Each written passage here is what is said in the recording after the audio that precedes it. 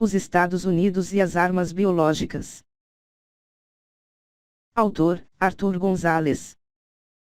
Produção: Dioplans.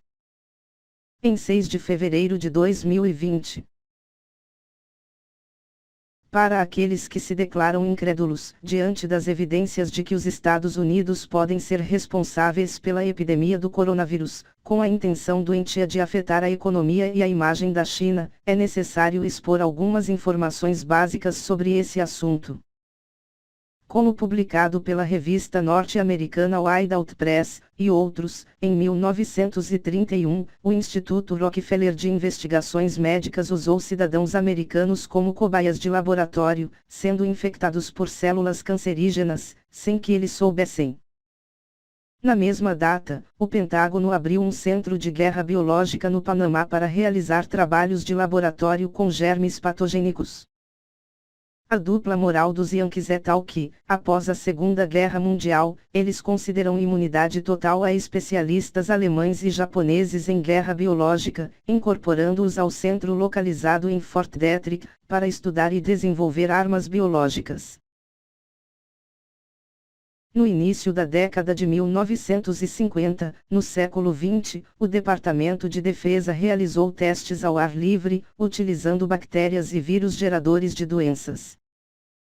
Naquela época, um navio de guerra dos Estados Unidos usou uma mangueira enorme para pulverizar o ar com a bactéria Serratia marcescens, causando pneumonia entre os habitantes da costa de São Francisco, na Califórnia. O estudioso Leonard Coll alegou, em seu livro Nuvens de Sigilo, Testes de Guerra Germinal do Exército sobre Áreas Populacionais. Este material descreve que entre os anos de 1949 a 1969, foram realizados mais de 239 testes de armas biológicas externas em Washington, Nova York, Key West e outras cidades densamente povoadas. Foi somente em 1970 que os cidadãos souberam que eram usados como animais de laboratório, em experimentos conduzidos por várias agências governamentais e departamentos, principalmente o Pentágono.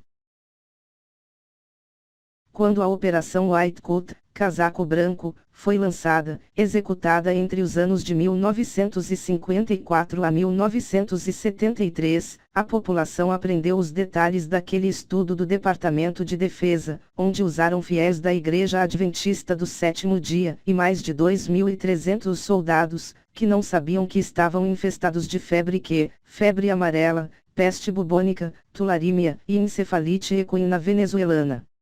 Está tudo documentado no livro Anthrax, A Investigação de um Surto Mortal, de 1999, da escritora Gigeane Lemin. Na década de 1990, novos vírus biológicos foram testados com prisioneiros do Departamento Correcional do Texas, que foram posteriormente utilizados durante a invasão do Iraque, uma ação relatada pelo bioquímico norte-americano Garth L. Nicholson, em depoimento escrito ao Congresso, onde afirmou que milhares de veteranos da Guerra do Golfo dos Estados Unidos sofrem as consequências de terem sido expostos a armas radiológicas, químicas e biológicas. Testemunho escrito do Dr. Garth L. Nicholson, do Comitê de Assuntos de Veteranos, da Câmara dos Deputados dos Estados Unidos, em janeiro de 2002. Francis Boyle, professor de Direito Internacional da Universidade de Illinois, diz que o atual Zika vírus é uma arma biológica, patenteada em 1947 pela Fundação Rockefeller. Os terroristas cubanos foram treinados pela CIA e pelo Pentágono na base militar de Fort Gulick, no Panamá, para introduzir o vírus da peste suína africana em Cuba, em 1971. O pesquisador William H. Schaap diz que a dengue e outros arbovírus são armas biológicas ideais. A dengue hemorrágica é altamente incapacitante e é transmitida pelo mosquito Aedes aegypti, um vírus introduzido em Cuba em 1981, publicado em A Epidemia de Dengue em Cuba em 1981, Ação Encoberta, verão de 1982.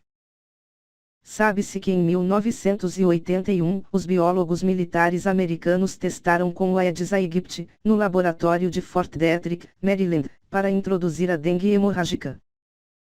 Esse laboratório, oficialmente chamado de Instituto de Pesquisa Médica em Doenças Infecciosas do Exército dos Estados Unidos, produz agentes biológicos como parte das investigações sobre armas de defesa. Os Estados Unidos têm um programa ofensivo de armas biológicas, aprovado em outubro de 1941 pelo presidente Franklin Roosevelt e pelo secretário de Guerra. Para isso, eles inicialmente construíram uma fábrica em Taylorsville, em Indiana, mas sem condições de segurança, e em 1954 ela foi transferida para Pine Bluff, no Arkansas, que começou a produzir agentes biológicos. Hoje, o Fort Detrick é o centro de pesquisa e produção de armas biológicas antipessoal e anticultivo, para infestar alvos selecionados, através de tanques de pulverização aérea, latas de aerossol, granadas, foguetes e bombas de fragmentação. Após a construção de 4 laboratórios biológicos do Pentágono na Geórgia, uma antiga república da União Soviética, um surto de pneumonia atípica foi detectado no país. A esse respeito, a revista americana Veterans Today, de 10 de outubro de 2013, publicou que o Pentágono investiu $300 milhões em um programa secreto de guerra biológica, no Laboratório Central de Referência, de Tbilisi, na Geórgia, onde os militares yankees controlam vacinas para animais, substituindo os veterinários. Na Geórgia, o Instituto de Pesquisa Médica do Exército Walter Reed dos Estados Unidos também opera, e no Cazaquistão, outra antiga república soviética, 2 laboratórios biológicos do Pentágono. Gerard Kulb e Charlotte Dennett, descritos em seu livro, Eles Serão Feitos. A Conquista da Amazônia, Nelson Rockefeller e Evangelismo na Era do Petróleo, de 1996, dos experimentos yankees de armas biológicas na América Latina, empregando cientistas e religiosos americanos a serviço do Instituto Linguístico de Verão, ISL, criado pela Fundação Rockefeller. Nos anos de 1960 a 1970, a CIA assassinou membros de tribos nativas da Amazônia, espalhando diferentes vírus para tomar as suas terras ricas em petróleo. As técnicas aplicadas no Brasil e no Peru foram o envenenamento de água, comida e presentes entregues como roupas, lençóis e cobertores nativos, infectados com o vírus da varíola.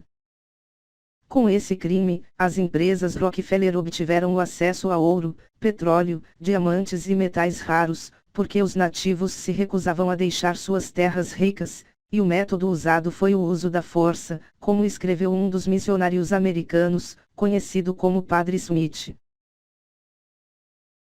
Existem muitos elementos para apontar os verdadeiros responsáveis pelo coronavírus e seus mortos, e como José Marti assegurou, calar um crime é cometer outro.